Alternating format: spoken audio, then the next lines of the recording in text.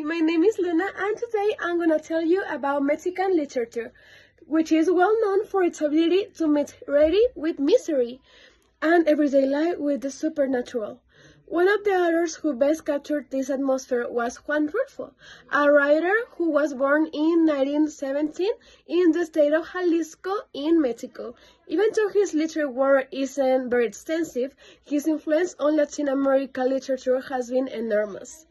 Rulfo is especially remembered for his famous novel Pedro Páramo and for his collection of short histories called El Llano en Llamas.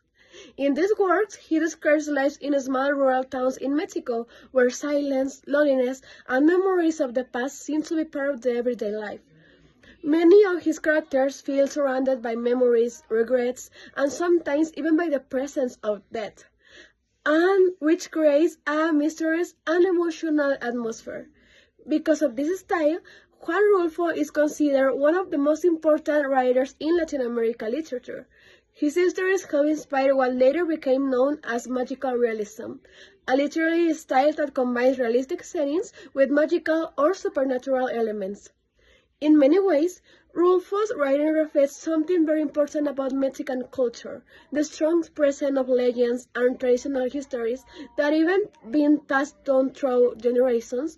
Those histories are often mysterious and sometimes even a little frightening, but they are also an important part of Mexican culture and identity. One fascinating example of these traditional stories is the legend of the Mulata of Córdoba, which comes from the state of Veracruz during the colonial period.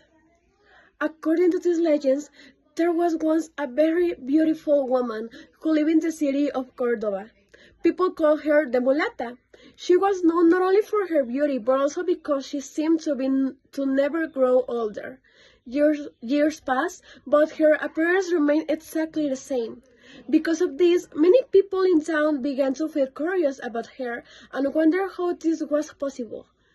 Some people said she had a special knowledge of herbs or natural medicine and that she helped sick people with remedies.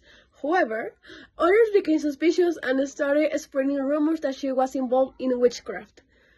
Eventually, the rumors became so strong that the authorities arrested her and accused her of practicing dark magic. She was taken to prison and sentenced to die.